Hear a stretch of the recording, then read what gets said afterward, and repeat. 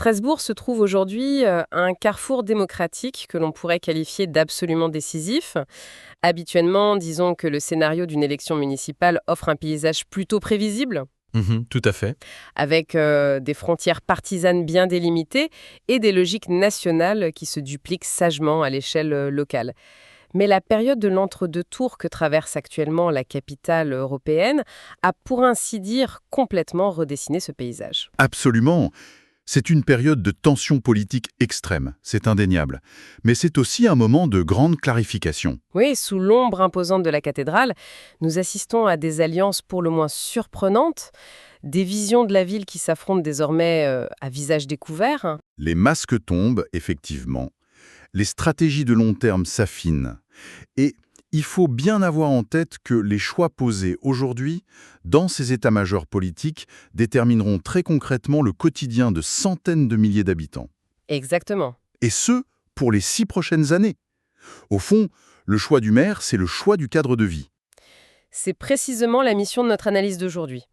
Il ne s'agit pas du tout d'en faire un simple survol ou de lire un catalogue de promesses de campagne. Non, bien sûr.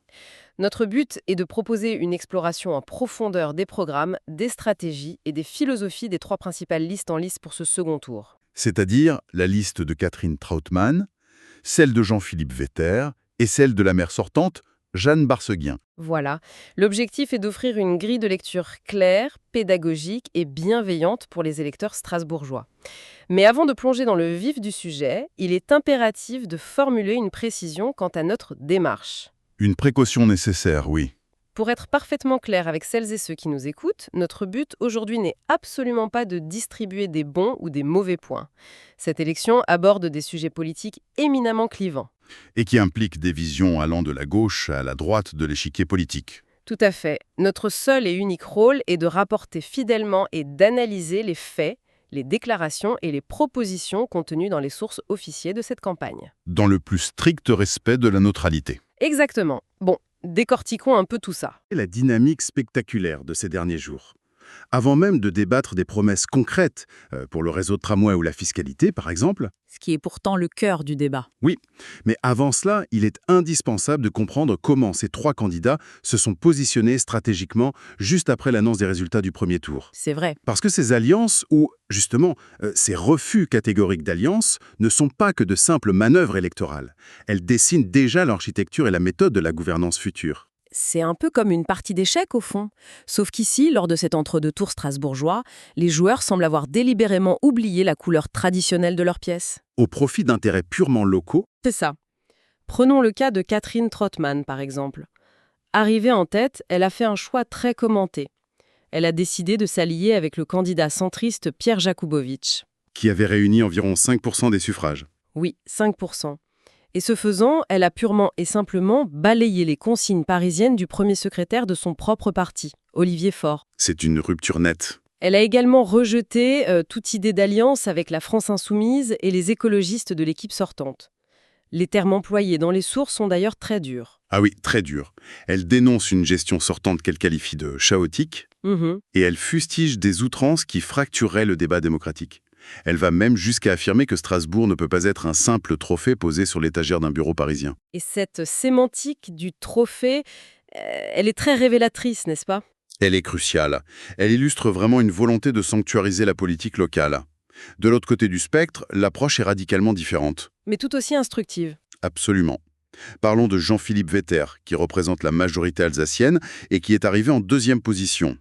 Il a pris la décision de refuser toute fusion au second tour. Ce qui est un choix fort. Il justifie cela en expliquant tirer les leçons amères de sa campagne de 2020. Son alliance de l'époque avec Alain Fontanel avait été perçue comme, disons, contre nature. Et mal comprise par son propre électorat, selon les documents. Exactement. Aujourd'hui, il prône une ligne de clarté absolue. Il refuse ce qu'il appelle les petits arrangements entre amis. Isant véritablement sur la constance de sa démarche initiale, Et puis il y a la troisième dynamique, celle de la maire sortante, Jeanne Barseguin. Elle est arrivée en troisième position et sa stratégie a été de fusionner sa liste. avec celle de Florian Cobry. De la France insoumise, oui, qui a récolté 12% des voix au premier tour. Elle a ainsi formé la coalition baptisée La Gauche Unie. Et si l'on écoute ses déclarations officielles, cet accord ne relèverait pas de la tractation de couloir. Non, elle le présente plutôt comme la traduction arithmétique et démocratique des votes du premier tour. C'est-à-dire l'union logique des 20% de sa liste et des 12% des insoumis pour consolider un bloc cohérent. Mais la question qui se pose naturellement à notre auditoire face à ce tableau très contrasté est la suivante. Dans quelle mesure ces choix stratégiques reflètent-ils réellement leur future méthode pour diriger la ville ? Ce qui est fascinant ici, c'est que chaque candidat revendique avec ferveur le monopole du vrai rassemblement, mais en s'appuyant sur des définitions philosophiquement irréconciliables. Pour la liste Trautmann, par exemple, le rassemblement est une démarche de compromis centriste. Dépasser les étiquettes nationales. Voilà. Créer une coalition pragmatique dédiée à la gestion pure de la cité. Pour la liste Vetter, c'est tout l'inverse. Le véritable rassemblement, selon lui, a déjà eu lieu au premier tour. C'est la constance idéologique. Exactement. Présenté comme la garantie suprême de la fiabilité. On ne brade pas ses convictions sur l'autel de l'entre-deux tours. Et pour la liste Barséguin, Là, le rassemblement se définit strictement par l'appartenance à un socle de valeurs communes, celui d'une gauche écologiste et sociale. Pour eux, seule une grande cohérence idéologique permet de mener à bien une transition climatique qui exige des mesures radicales. mais ces alliances politiques ne flottent pas dans les airs. Elles servent de fondation pour déployer des programmes qui, au final, touchent très directement le quotidien et le portefeuille des habitants de l'Eurométropole. Le portefeuille, oui, c'est le grand sujet de préoccupation. Et c'est d'ailleurs sur l'épineuse question du pouvoir d'achat que les visions s'entrechoquent le plus violemment. Si l'on comparait la ville à un foyer gérant son budget face à l'inflation, Une excellente métaphore. on verrait que certains candidats choisissent de distribuer, disons, des passes gratuits pour alléger immédiatement les factures, tandis que d'autres proposent plutôt des bons de réduction très ciblés. Tout en martelant que la véritable aide réside dans la relance de l'emploi. Exactement. Si l'on se penche sur la mécanique des propositions factuelles, que met Catherine Trautmann sur la table ?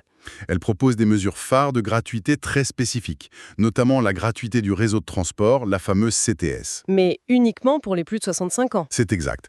La logique derrière cela, c'est que les seniors sont de plus en plus exposés à la précarité et parfois très éloignés physiquement des services essentiels. Je vois. Elle parle aussi de l'école primaire, n'est-ce pas ? Oui, elle propose la gratuité des fournitures scolaires pour lisser le pic de dépenses de la rentrée des familles.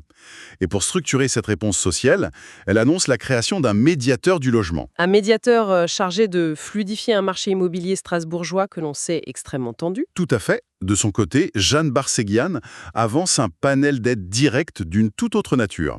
Son programme fait de l'encadrement des loyers un pilier central. Pour stopper l'hémorragie du pouvoir d'achat selon ses termes. Exactement. Côté mobilité, elle cible plutôt la jeunesse avec la gratuité de la CTS pour les moins de 25 ans. Et pour les seniors ? Elle concède un carnet de tickets à moitié prix. Mais l'innovation va plus loin avec des propositions qui touchent aux besoins vitaux. Elle propose la gratuité des 30 premiers mètres cubes d'eau. Pour garantir un droit d'accès fondamental, j'imagine. C'est l'idée. Cela s'accompagne du déploiement de cantines de quartier intergénérationnelles pour offrir des repas de qualité à des tarifs très sociaux.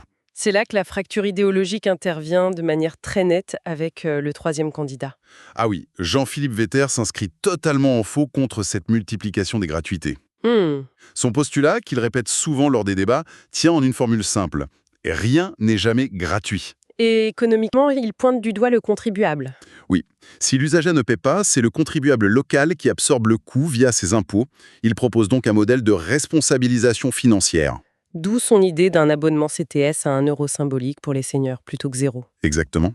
Concernant l'attractivité du centre-ville, il table sur des mesures pratiques. Le stationnement résident, plafonné à 15 € par mois. Et ces fameuses 2 heures de stationnement gratuit ? Entre midi et 14 h, oui.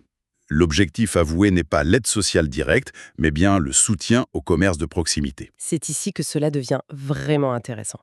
Parce que si l'on prend un peu de recul, on constate que tous rivalisent de propositions pour soulager immédiatement le portefeuille des ménages. C'est une constante de cette campagne. Mais on est en droit de formuler une objection majeure. Distribuer de la gratuité ou baisser le coût du parking, n'est-ce pas uniquement traiter les symptômes ? C'est la grande question. Parmi ces 3 visions, y en a-t-il une qui s'attaque véritablement aux causes structurelles de cette précarité urbaine grandissante ? Cette objection touche vraiment au cœur de leurs différences philosophiques. Jeanne Barséguian et Catherine Trautmann partent du principe que face à l'urgence de la crise actuelle, l'interventionnisme municipal et la gratuité des services de base sont des boucliers vitaux. C'est un devoir moral de la collectivité en somme. C'est cela. Un devoir de compenser les défaillances de l'économie de marché en garantissant de manière inconditionnelle l'accès à l'eau, à l'éducation ou à la mobilité. Et pour Jean-Philippe Vetter, j'imagine que la lecture est différente. Radicalement différente. Pour lui, l'aide publique massive est un palliatif temporaire qui alourdit la charge de la ville.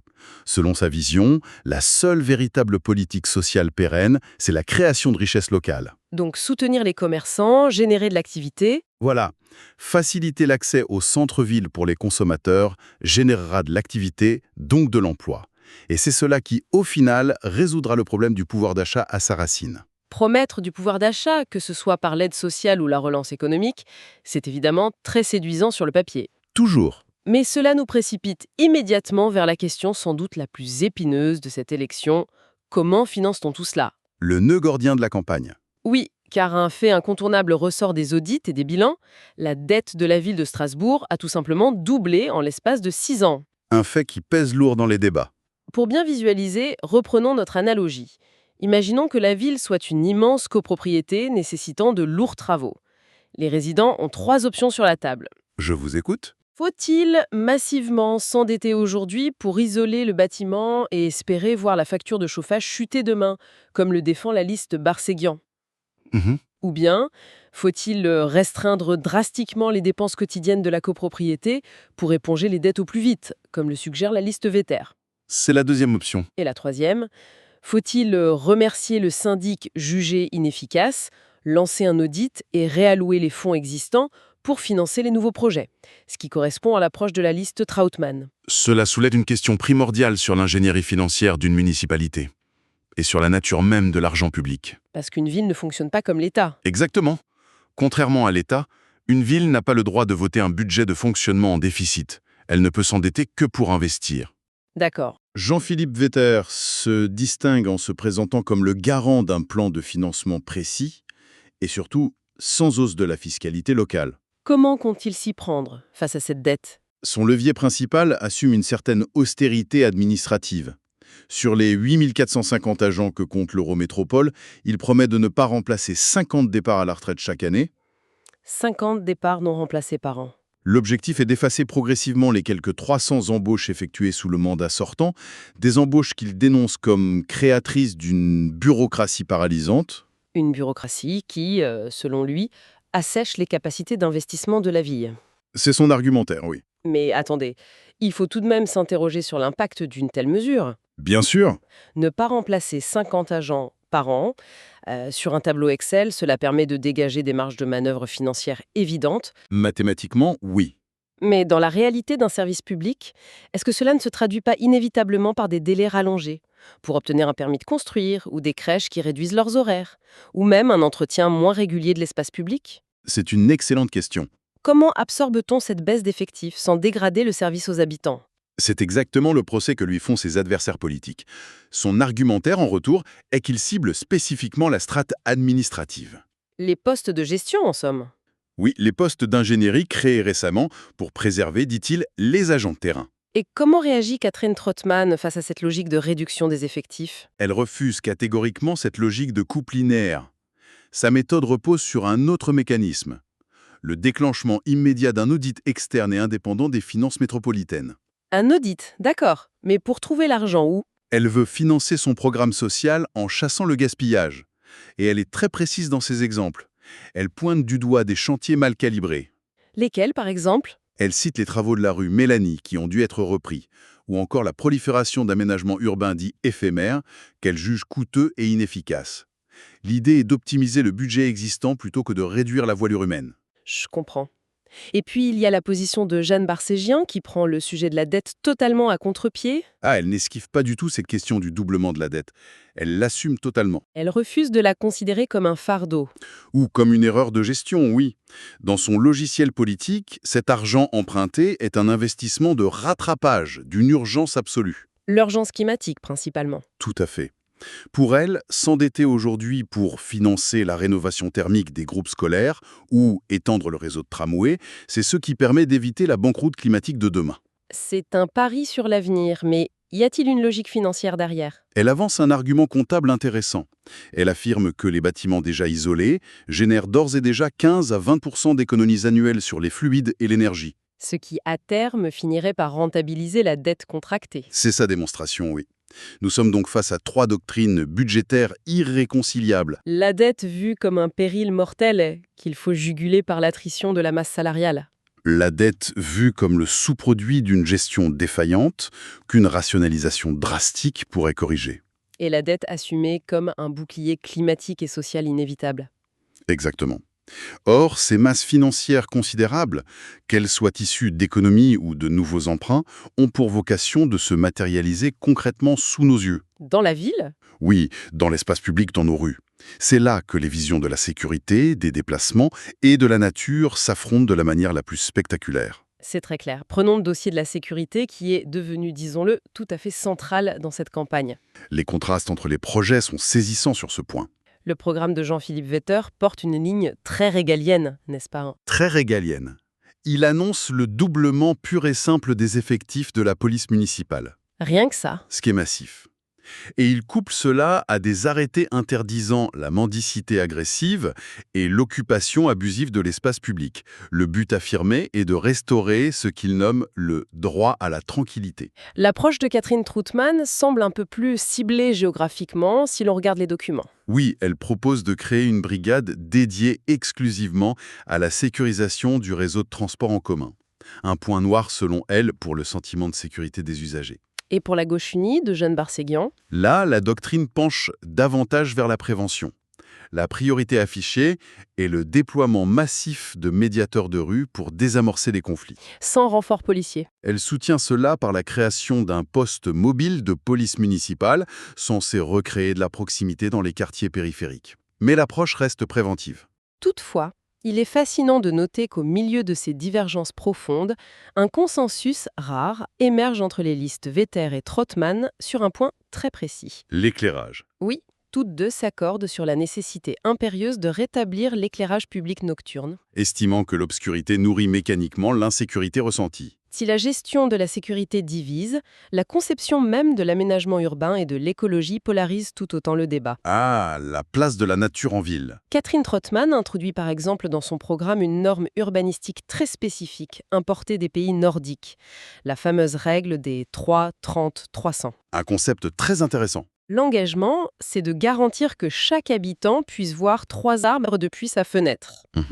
D'assurer au moins 30% de couverture arborée à l'échelle de chaque quartier, et enfin, de faire en sorte que personne ne vive à plus de 300 mètres d'un parc ou d'un espace vert. C'est extrêmement précis. Mais au-delà du slogan, pourquoi ces chiffres précis? Parce que ces chiffres reposent sur de solides études de biophysique urbaine.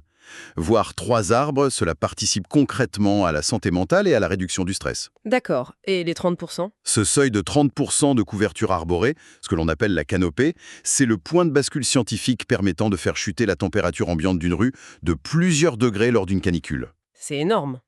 Et quant aux 300 mètres, c'est tout simplement la distance maximale que l'on accepte généralement de parcourir à pied pour trouver un îlot de fraîcheur. Très bien. Et comment se positionne Jeanne Barséguian sur ce terrain de l'écologie, qui est le sien? Elle assume un bilan écologiste sans concession, elle maintient le calendrier strict de la zone à faibles émissions, la ZFE, pour écarter les véhicules polluants. Un sujet souvent source de tension. Absolument. Elle sanctuarise également la généralisation de la limitation de vitesse à 30 km/h. Et elle porte le projet d'extension du tramway vers le nord de l'agglomération. Au détriment de l'espace traditionnellement dévolu à l'automobile. C'est le corollaire inévitable. Alors qu'est-ce que tout cela signifie au fond? En observant ces projets, on perçoit les craintes que chaque camp tente de conjurer. Des peurs très ancrées chez les électeurs. D'un côté, il y a la peur d'une ville transformée en bunker, hyper sécurisée et minéralisée. De l'autre, l'angoisse de voir Strasbourg devenir une métropole totalement inaccessible aux travailleurs venant de l'extérieur. Étouffée par des normes environnementales jugées trop punitives par certains. Exactement. Comment conjuguer l'attractivité économique d'une capitale européenne avec ses impératifs contradictoires? Si l'on relie cela à une perspective plus large, on observe que le grand défi des métropoles modernes réside dans la recherche d'un équilibre extraordinairement fragile. Un véritable numéro d'équilibriste. Le maire de demain doit trouver le point de bascule exact entre, d'une part, la protection physique et l'ordre public, ce qui implique de la présence policière, de l'éclairage, des flux contrôlés, Et d'autre part, la protection environnementale des citoyens, qui exige de filtrer drastiquement la qualité de l'air, de casser le bitume pour lutter contre les îlots de chaleur et de restreindre sévèrement la place de la voiture individuelle. La véritable élection se joue donc ici. Quelle forme de protection les électeurs estiment-ils prioritaire face aux crises actuelles? C'est tout l'enjeu du scrutin. Pour résumer de manière concise les enjeux cruciaux de ce second tour, dans un but véritablement pédagogique, 3 voies claires et distinctes s'offrent désormais au corps électoral strasbourgeois. 3 visions du futur. La première voie propose l'accélération résolue de la transition écologiste et sociale. C'est celle incarnée par l'Union des gauches de Jeanne Barséguian, qui assume l'endettement massif comme le seul levier d'avenir viable face à l'urgence climatique. La deuxième voie, quant à elle, s'inscrit dans un retour à une tradition de compromis social-démocrate plus large. Axée sur un réapaisement des tensions politiques et une rationalisation stricte du budget sous la houlette de Catherine Trottmann. Et enfin, la troisième voie dessine une rupture nette. Elle mise sur une rigueur de gestion administrative implacable, un rétablissement de l'ordre public et une politique tournée vers l'attractivité économique. Une vision portée donc par Jean-Philippe Vetter. Face à de tels clivages, il est fondamental que chaque électeur s'empare de ces questions en son âme et conscience. Et nous espérons que ce décryptage aura apporté les clés de lecture nécessaires. S'il y a un message à faire passer aujourd'hui, c'est un appel vibrant à la mobilisation, tout particulièrement dirigé vers les nouvelles générations. C'est très juste. Les décisions qui seront actées dans les urnes ce dimanche concernant l'adaptation thermique des bâtiments, le plan des mobilités urbaines ou encore les règles d'accès au logement ne sont pas de simples lignes comptables. Non, elles auront un impact très concret. Ce sont les fondations mêmes du Strasbourg dans lequel cette jeunesse évoluera, travaillera et fondera peut-être des familles demain. S'abstenir lors de ce carrefour démocratique, c'est tout simplement signer un chèque en blanc. Et laisser les autres dessiner cet avenir à leur place. La vitalité de la démocratie locale dépend vraiment de l'expression de toutes les tranches d'âge. Absolument. C'est un rappel de civisme essentiel pour clôturer notre analyse. Mais avant de nous quitter, il convient de soumettre une réflexion ouverte à l'esprit de notre auditoire. Une réflexion en forme d'ouverture ? Oui, qui fait écho à notre point de départ concernant les stratégies d'alliance de cet entre-deux-tours. Nous voyons aujourd'hui s'affronter un bloc de la gauche uni d'un côté, des volontés farouches d'indépendance vis-à-vis des appareils politiques parisiens de l'autre. Le tout sur fond de débats macroéconomiques très complexes liés à la dette et à l'austérité. Exactement. Face à cette politisation extrême, on est en droit de se poser une question troublante.